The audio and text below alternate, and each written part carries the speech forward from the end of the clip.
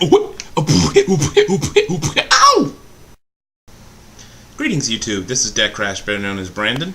Okay, I just got back from watching Wreck-It Ralph. One of my friends treated me to the movie. Mad kudos to him, because I was kind of flat broke. And it was really enjoyable. This is my review for Wreck-It Ralph. Okay, warning, this is going to contain some mild spoilers. If you want to go in, with a clean slate, stop watching right now. Fair warning. Alright, so let me see. Okay, so this is a movie that really appeals to, nerds like me, especially video game nerds. I consider myself just more of a generalized nerd than just a strictly video game nerd. I've always liked video games. I mean, I'm not quite as into them as I used to be long ago, though I still like them, still play them and stuff. I have my PS3, and I have various old school games that I procured through means that I would rather not speak about. But okay, I first learned about the movie watching MovieBob's reviews. MovieBob is another movie reviewer on The Escapist magazine. I might leave a link down in the doobly-doo. Great guy, does some fantastic reviews, far more eloquent and verbose than me. He's more professional reviewer. And yes, he did do a review of Wreck-It Ralph. But in one of his little blurbs that he does at the end credits, if any of you have ever seen his reviews, he said, "Are you as psyched as I am about the new Wreck-It Ralph movie?" So I went to YouTube and looked up the trailer, and I was just like, it's like, oh yes, a movie about video games that's not necessarily a video game movie. As we know, video game movies have had a relatively checkered history of not being very interesting. But this one is more of an homage to video games in and of itself in some ways. And this is a CG movie that Disney has done, but not a Disney Pixar movie. Pixar has a very endearing quality in regards to their movies that Disney still has not been able to touch, with their just pure CG movies, though this one does a great job of pulling the heartstrings almost in a manner of a Pixar movie, but not quite. So, plot-wise, Wreck-It Ralph is about Ralph, who's the villain in a video game, in an old 80s style video game called Fix-It Felix, where Felix is the handyman who has to fix his building that Wreck-It Ralph wrecks. And so he's a villain in the video game, and he's always at the end, if the player wins the game with Felix, the inhabitants of the building dump Wreck-It Ralph off the side of the building and into a pile of mud. So Ralph, of course, is designed to be the villain in that game. But, as the years pass, and he's been doing this for 30 years, he begins to feel, a sense of frustration, wanting more out of life. Typical Disney theme about wanting more than just what you have. And, I'm wondering, what it would be like to be, the hero like Felix is. And it all comes to a head. Even he starts attending these little therapy groups for video game villains, and it's really pretty cool. He's sitting there with Zangief and the Ghost from Pac-Man and Bowser from Mario Brothers and zombies from your generic zombie games, almost like House of the Dead. All kinds of just various various video game villains, and there they kind of get their frustrations out, and Ralph doesn't want to be a villain anymore, and they basically just first they just think that they tell him you need to be satisfied with who you are. But it all comes to a head when he returns to his video game and finds that they're throwing a party because it's the 30th anniversary of their video game. And the people, when they see Ralph trying to come over to the party, because, he's just as much a part of the video game as the people in the building and Felix are, but they don't like him and they don't want him around because he's the villain, even though he's just doing what he's programmed to do. And so he decides, because one of the characters in the game tells him, well, when you come and get a medal, maybe we'll give you the penthouse apartment and whatnot. So he sets off on a quest to try to prove himself to be a hero and get a medal. Now, the interesting thing in this is just how everything is made up. It's like in each video game is like a world unto itself, and the video game characters actually can intermingle in the surge protector in the video game arcade in which they live, which is sort of like almost like a train station. So I thought that was a really cool little thing in there, and that way they were able to throw in various cameos from different video games. I mean, you might recognize a few when you see them. I don't want to surprise anyone. Old school gamers as well as new ones will recognize some of them, and it's really pretty cool. Now, what happens is when Ralph starts game hopping, he unleashes something that is a potential danger. But also there's another subplot of how he helps this other video game character named Penelope von Schweetz to get what she dreams about getting. She's supposedly like some sort of glitched video game character in this racing game that takes place in some sort of candy land. Now, that's what I'm going to reveal to you about the plot overall, because there's a lot to it. And the really cool thing that me and my friends, it was me and a couple other friends that had gone to see this movie, what we all kind of liked about it and agreed is that everything that they put in that movie, in the end, even if it looks like a loose plot end or just something they were doing just for sort of a show for coolness sake, actually performs a purpose in each part of the plot. So plot-wise, this movie did a great job tying everything together very neatly. It's very surprising because for a kid's movie, it had a surprisingly complicated plot. But everything came together in the end, got neatly wrapped. Every single facet, even things that might have been mentioned in passing, little things that you just thought were, oh, that's really nice, check that out. But in the end, it serves a purpose. Really, really did a great job.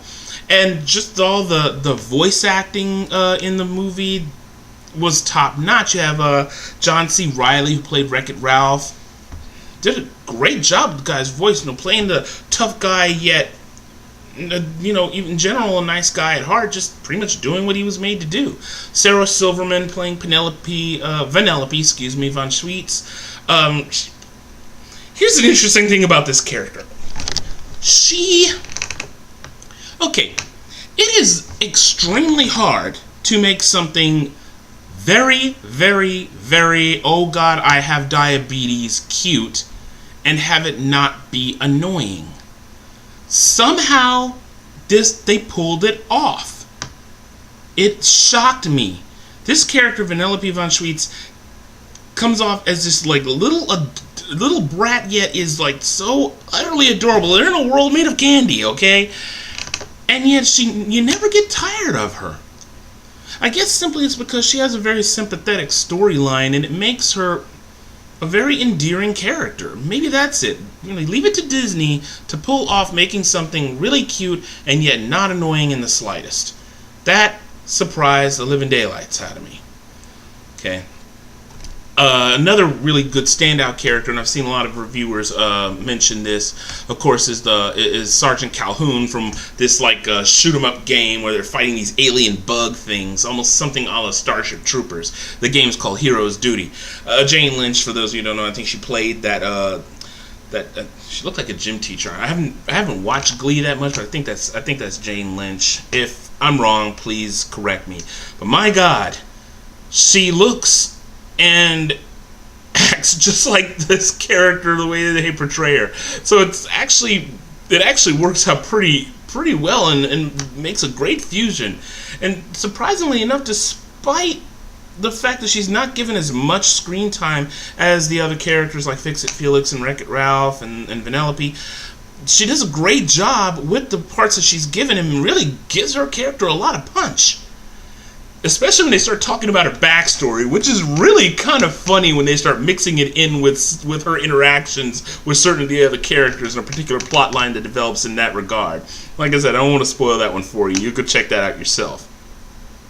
Now, as the story goes, this is one little issue I had with the movie, is that it was slightly misadvertised.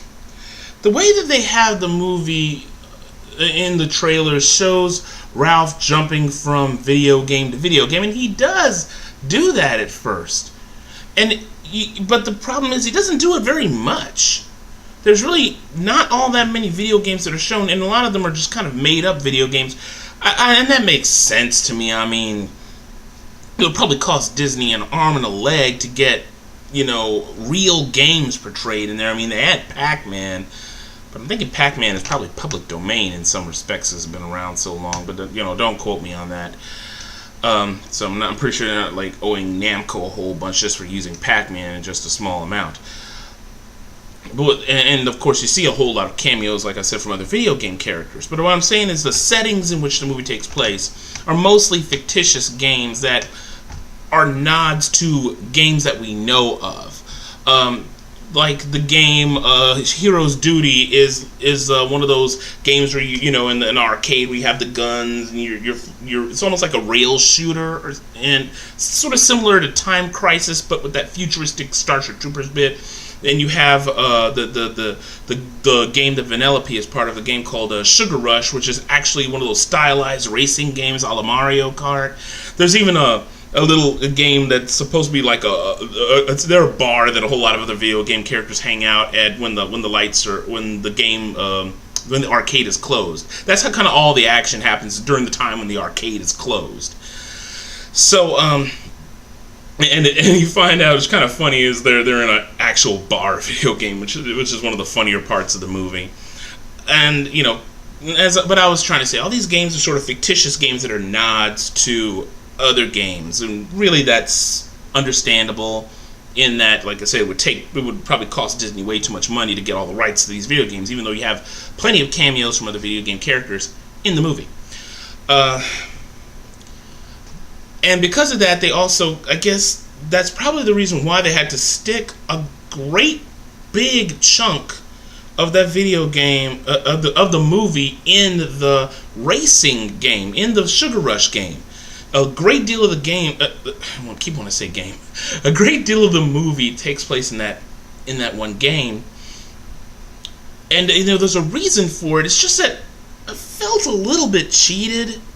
I was expecting a great deal more presented in terms of the video games than just a few cameos from some of the video game characters, and just like maybe 3 or 4 games only maybe briefly shown or returned to, and then have the last like 2/3 of the entire movie be taking place in the Sugar Rush game. Once again, as I said before, there was a reason for it, but it just makes it feel like the trailers were kind of misleading. Though, despite all that, it still was a really good movie with an extremely tight plot and something that was just enjoyable for everyone. I mean, if you are an old school gamer who, like me, of course, was playing video games back in the 80s and such, in the of course the old 8-bit type era games. And even if you're a noob to the video game scene, or just somebody who is fairly recently is just really gotten into the more recent video games, is something for everyone to enjoy. Some of the humor and the nods in the video games, a lot of people in the movie did it again. Some of the humor and nods in the movie will only maybe some old school gamers will understand. And yet there's some things, some nods to video games that, of course, more current video game enthusiasts will get. So, like I said, it's definitely a movie that is aimed at a very wide audience, but primarily to younger kids. I think that was probably also the second reason why the majority of the movie took place in that Candy Land. And once again, I really didn't get tired of it. It's just that I'm like, I really wish they would have expanded that a bit more and gone to a few more places. It would have probably made the movie a bit more interesting. But then again, when you think about it, it probably would have been all over the place if that was the case. But like I said, everything comes together in the end anyway. It does a great job. I mean, especially the whole chemistry between Wreck-It Ralph and Vanellope. She, starts off as just somebody starts off kind of annoying, But as they reveal her backstory, she finds sort of a kindred spirit in Ralph, and also she really becomes a very sympathetic character. So, all in all, I mean, this movie was great. It was most certainly worth the wait, and delivered on a lot of points. I just think that it fell a bit short in how it was presented. It wasn't quite what I expected, but was in no way bad. So, on whole, this movie, in my book, solid 8.2. I had to kind of take off for the whole misleading bit and just having so much of it take place in only one world. Even though in the end it did make sense, still a little on the disappointing side in that regard. But that didn't take away from the movie's overall enjoyability, great plot, wonderful voice acting, and I mean, it's Disney doing what Disney does best, making really good family entertainment. And this is something that does not disappoint. So, I say, you're a video game fan of any age, go and see this movie. It's really good, and it's really entertaining. Now, I went to the one that wasn't in 3D, only simply because, 3D movies are a bit too expensive for me. And I really kind of imagined that if it was, if I'd seen it in 3D, it probably would have even made it more enjoyable, because there's some aspects in that movie that translate very well into 3D. It's really pretty cool, especially some of the scenes with the bugs, and they kind of really get up in your face with those things. And I don't think they were doing that just on purpose with the jump out of the screen thing when it comes to 3D. It was just 3D would have probably integrated this movie with this movie very well. So once again, 8.2 out of 10. Great characterization, wonderful plot where there are no loose ends whatsoever, surprisingly, and a very happy ending. Was just overall enjoyable. I mean, I have not been entertained by a Disney movie since maybe Tron Uprising. Well, I think that's it on my end, ladies and gentlemen. And if you go and see the movie, I hope you will give me some responses down in the comments section, whether you enjoyed it or not. And as always, comment, rate, subscribe. As always, keep it civil once again. And so, that's it for me right now. Everyone, this is DecKrash, better known as Brandon. Once again, stay lucky and stay blessed. See ya.